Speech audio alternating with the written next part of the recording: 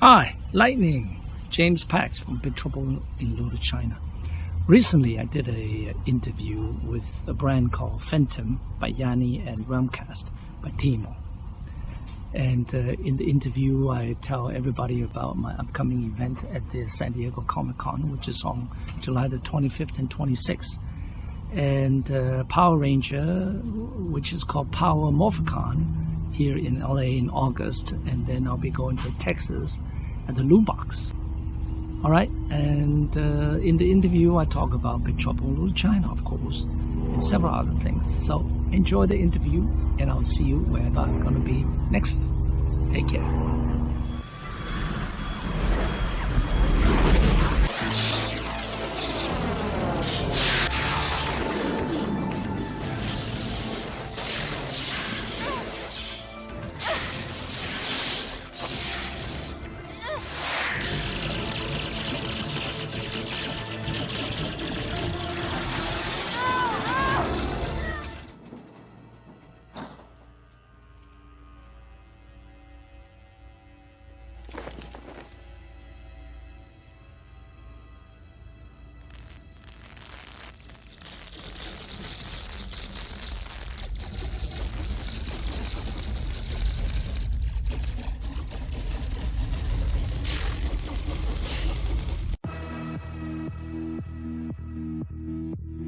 Prepare yourselves as we dive into the depths of the Mortal Kombat multiverse, bringing you well-known and significant members of the community. Welcome to the Realm Kast, Earthrealm's ultimate Mortal Kombat podcast, and the official podcast of Mortal Kombat Online. I'm your host, the Mortal Kombat FANTiM, and with me as always is my co-host, our Lore Master Yani. Welcome, Yani. Thank you, FANTiM. This is the Realm Kast, where every warrior has a story to tell. And today's featured combatant is the inspiration for Raiden, Big Trouble in Little China's lightning actor James Pax himself. Welcome, James.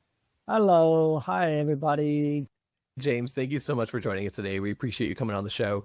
You have a few events coming up, and fans are going to have the chance to actually meet you in person. Would you kind of like to tell our listeners when and where those are occurring? James Pax, Lightning from Big Trouble in Little China. I started my touring on Comic-Con since last year. A lot of my fans showed up from all over North America, New Jersey, Los Angeles, Boston, and also in Texas. That was last year. But this year, I kind of expanded to Chicago. And there's a couple of events actually coming up.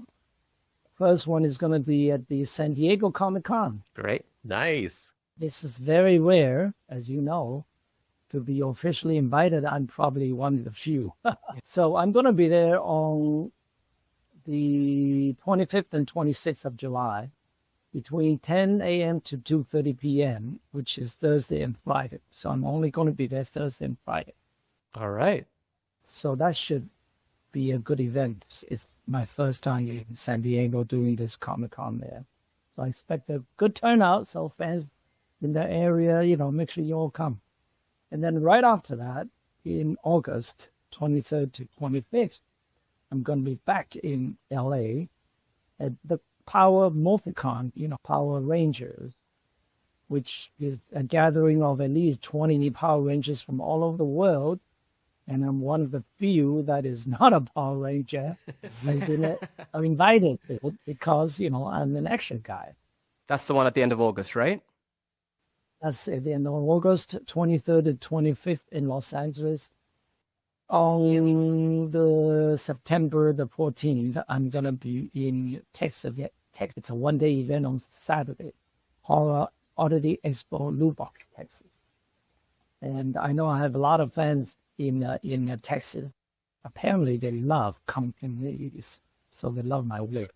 And Big Trouble in Little China is the epitome of kung fu action, so that's amazing. I would say it is the first ever American-made kung fu movie, other than the one that Bruce Lee did. But that was shot in Hong Kong. This one was completely done at the 20th Century Fox, just for everybody to know, and was written by an American scriptwriter and directed by John Carpenter. Who else, right? Mm-hmm. Who else to bring amazing Hong Kong style cinema to the States? Yeah. Yes, and they did a big hit through the years. And I have to say that I have fans now spanning from 10 to 70 years old because the parents show it to the kids and the kids are becoming my fans. I was just at a theater here in LA probably about 3 weeks ago, and for the second time, I'm watching Big Trouble in Little China on big screen. So I was, kind of wearing my sunglasses because I don't want anybody to know I'm there. I just want to see how the young generation today, I want to say young generation, but the younger generation today, would perceive this movie. So I say I wanted to see it myself. Why there are so many fans? So I sat in the middle of the crowd, and one crowd recognized me. I'm your big fan. I said, hey, thanks. I'd like a T-shirt. He was actually wearing a Flintstone T-shirt. And then I was amazed that, the young generation today, the young audience was so into it. And the lines are very funny anyway. So they were giggling throughout the whole movie. And even after when the movie is over, everybody was clapping their hands, including myself. It's such an amazing movie. And I'm curious, before you actually starred in Big Trouble in Little China, let's talk a little bit about your early life and career. Can you kind of share your journey from, some of the inspirations that led you to pursue acting and some of the challenges you might have faced? Well, that is a long story, but I will make it short. Back in the 80s, I started in the mid-80s as amateur actor, I was doing off-Broadway plays in New York, and I was already a dancer for a lot of MTV. So it was one of the first Asian-based dancers in MTVs and a lot of TV shows. Because I learned, besides of a Kung Fu expert, I learned to be a dancer. Believe it or not many people believe me, but not many people know that I was a classical pianist since I was 10 years old. Huh. I'm just such a multi-talented person, I have to say. And I admit it.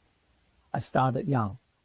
So, but I kind of, like performing in front of the people.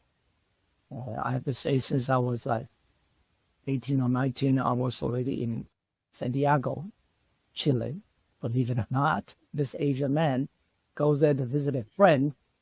And in Santiago, one of my good friends is Coco Legrand, who was the most famous stand-up comedian. And I always carry my guitar. I was always singing. And he said, my God, you sing so well. You ought to be on TV. I said, you think so? He said, yeah, I'll bring you to the TV station, introduce you to some people.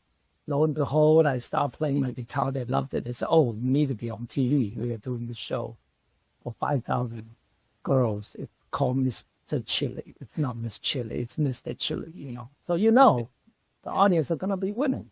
Anyway, I was brought on stage.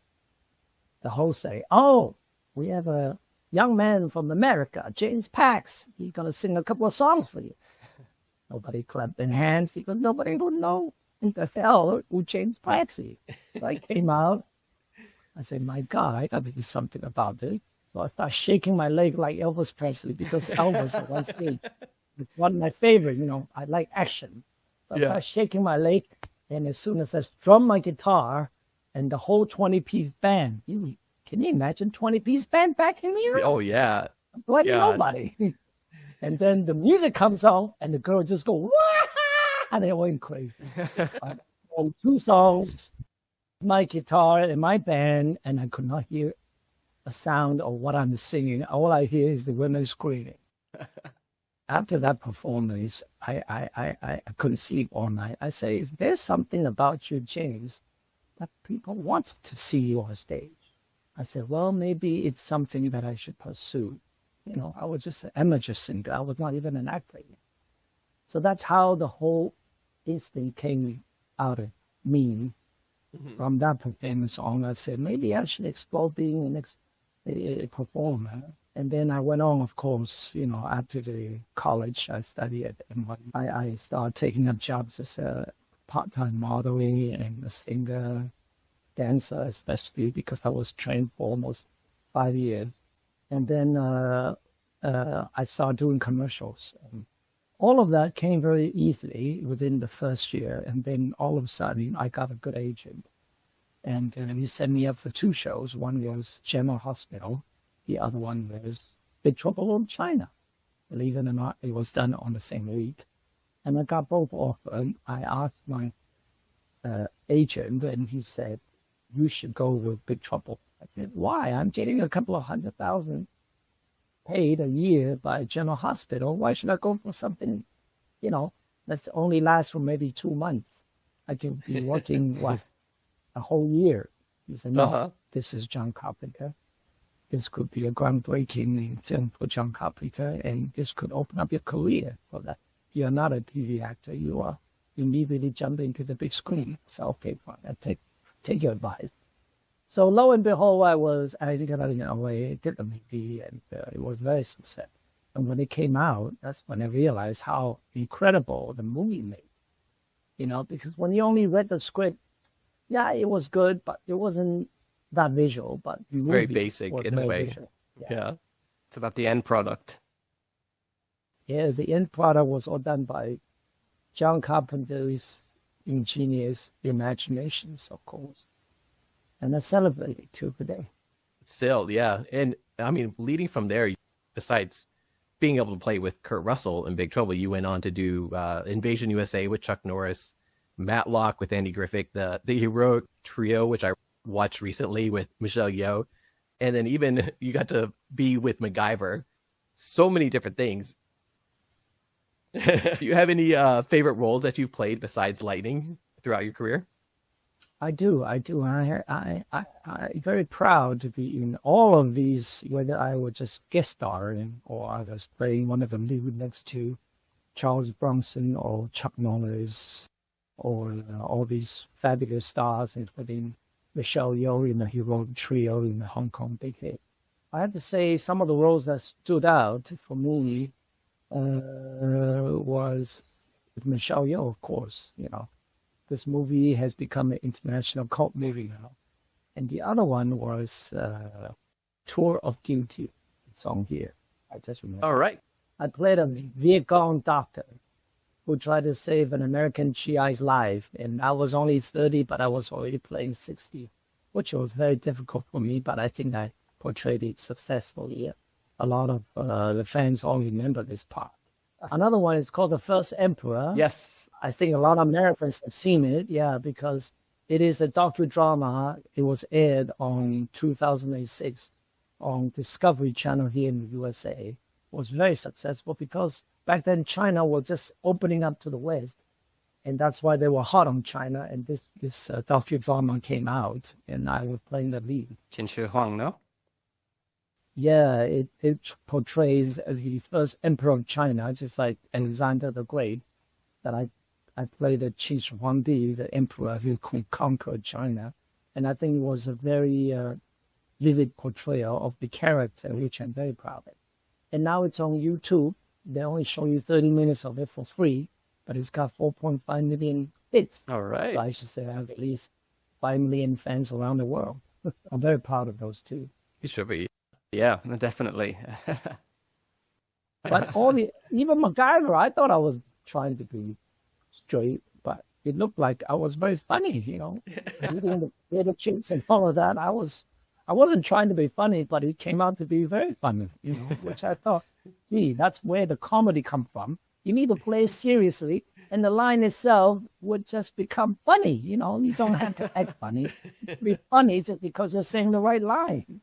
Yeah. That's what I realized how to do comedy. You don't always have to, doing all the strange things. But I have to say something groundbreaking is the Nasty Boys for NBC. For the reason that, back in the 80s and early 90s, there were very few roles in TV series as regular for Asian actors. The only other one that came on early on was another famous series. I can't remember. But that's the first one, and then it came to mine. And I was very proud to be portraying a narcotic cop trying to catch the bad guys. Was shot in Vegas, actually, with Paul, another fabulous actor who has become very famous now. Big Wolf produced it, and it was on NBC, lasted for 13 episodes. And I played a series regular, kind of between Don Johnson and Bruce Lee. Nice. So I dressed like Don Johnson, but I fight like Bruce Lee and rides a ninja bike. And that was groundbreaking because I was a series regular, although I don't think I got the deserve 2 or 3 episodes specifically on my story. I only got 1. Uh-huh. But I don't want to talk about that negative thing, but, these days now you see Asian faces everywhere. That is good. Yeah. I was groundbreaking to be one of the few Back Asian then. actors to do that. Back Yeah. then, I was trying to make a point. Let's actually talk about that Big Trouble in Little China experience then. How did you actually prepare for the role? What inspired your portrayal of Lightning? Honestly, it was written just as lightning, coming in and out of the scene. Mhm. But I think the actor has to find his own way of portraying the character, and the presence of an actor is very important. I think there are some people that are born to be a star, and there are some people who are born just to be an actor. Bruce Lee and a few, Marlon Brando, James Dean, these people are born to be stars because the minute they come on the screen, your eyes glued to the screen to watch what they're going to do. And I think I am kind of in between an actor and a star. So I think my presence really says it all. I don't have a line at all. My presence says it all. And the minute I came down from the ceiling, riding on the lightning, just my initial movement, Yeah. I know I have to make it dynamic. So everything on that, it's very simple. I designed it very simple, but very clear. I want to make sure that every movement I do is seen clearly, so that the artist that's drawing in the lightning wasn't CGI. That back then there was no CGI. He has time to draw in To the draw it lightning all in around your movements. Did you have martial arts experience at the time? already. Yes, I already had 10, 15 years of martial art. Okay. I started when I was 8, karate, taekwondo, kung fu, then went on to aikido. I studied a lot of martial art, and I studied a lot of weapons. Okay. I can enable 10 different traditional weapons, from katana to Chinese swords and knife section whips, you name the spears, I've done. Had it all. All right. So I think it's really much a personal presence, and also my initial movement, especially the first slap on my leg. Pa! It sounded so good. Yeah. Yeah. And when I watched it, I said, man, that guy knows what he's doing, because that kid could just wipe somebody's chin off. Right. And that really opens up the scene and makes my character very memorable. Then, of course, in the tunnel, I'm chasing after Kurt again. All of that was designed by the director and the screenwriter, and I just carried it out perfectly with the help of the painter. That's why it's so memorable, I think. Oh, yeah. Well, memorable and influential, as we'll get into in just a moment. What was it like actually working with John Carpenter and the rest of the cast? Right, John was a hard worker. I'm a very quiet person in the beginning of my career because I was new in LA. Instead of all the other actors are local, I'm new in LA, so I didn't want to do much speaking. I just wanted to observe. But John was very hardworking. He was constantly, thinking about new ideas, implementing it. He's very much the hands-on director. So I have to say I had great respect for him. And of course, someone with a vision of his were able to make I call it a very mediocre script into a super kung fu movie, which is all out of his imagination, I have to say. Visually, and the way he plays the camera, and the way he edited, and the music he produced it himself, which I also congratulate him on that. He is a genius in my mind, among the top 10 directors of my favorite, I have to say. Obviously, we're talking about how influential it was, and I think this is the perfect time to say, you're mentioning the music, we're talking about the movie itself, the martial arts, everything, and of course, your character. So let's move into Mortal Kombat, because This movie had a huge effect on Mortal Kombat. How do you feel about your character Lightning being the inspiration for Raiden, of all people, in Mortal Kombat? What are your thoughts on the actual lasting impact? It is a great friendship, of how Mortal Kombat took after the Lightning of Big Trouble in Little China. Actually, I met Daniel Pacino only in the last 3 years through a fan's introduction. And the first thing he said, "Do you know you're my idol?" I said, "Oh, really?" Because I'm the man that created action capture on Mortal Kombat. I said, "Oh, really? Oh, that's great. Although I never really played that game, but I know the game." He said, "I took it after you. And all of our Kung Fu took it after you of what you did. And that's what we created this Mortal Kombat. And now it's a franchise." And I do really celebrate what he, because it's always an honor to be respected and emulated by other martial art Kung Fu expert, I would say he is. For a white man to know so much about Chinese Kung Fu back in the 80s, my God, that is unheard of. And he was probably one of the few men that knew so much about Kung Fu back then. I'm so glad that there's so many, Mortal Kombat fans knows that Raiden character was inspired by Lightning. So I always call myself, I'm the granddaddy of Raiden. Yeah, exactly. And it's actually, for anyone listening out there, it's cool because it wasn't just Lightning who inspired Raiden. You also had Lo Pan inspiring Shang Tsung, and then even in the comics with Wind and Rain, who were Raiden's servants. So it's, Fujin and Rain as well. So it's some really cool influences there from Big Trouble in Little China. Very true. Before the show, you had mentioned that you had seen the movies. How did it feel seeing these different actors portray basically Lightning, like through the portrayal of Raiden? You had Christopher Lambert in the 1990s movie, and then you also had mentioned that you've seen the most recent Mortal Kombat. Well, I really think Christopher Lambert was such a good-looking man, and he played a very cool-looking, character. I really liked the first and second edition of it, but I didn't really like the most recent one that just came out, I think, 2 or 3 years ago when I came back to the U.S. I really think the story makes the movie is not just about the character or the action. Mm-hmm. But I do like the movie, and I do like the fact that they took up so much of, there's so much similarity between the two, and it is a shame that Mortal Kombat took off and become a franchise, and Big Trouble remained as it is. Yeah, it really is a shame. I was saying to myself, since I'm progressed to become a screenwriter and a director myself, I said, somebody, I know that Rob Johnson has made attempt to make whether a remake or a new Big Trouble, but nothing came out of it, and I can't wait to meet him, to ask him, what stage are you on? If you need somebody to write a script and help you to put together a great Kung Fu stunt team, I'm the man to do it. He's ready. I'm own stunt team ready to go. And I know everything about the movie, and use me as a front man to be your spokesperson of that movie. You could do a lot better just by doing yourself because you weren't on the set like that. You know what I'm saying?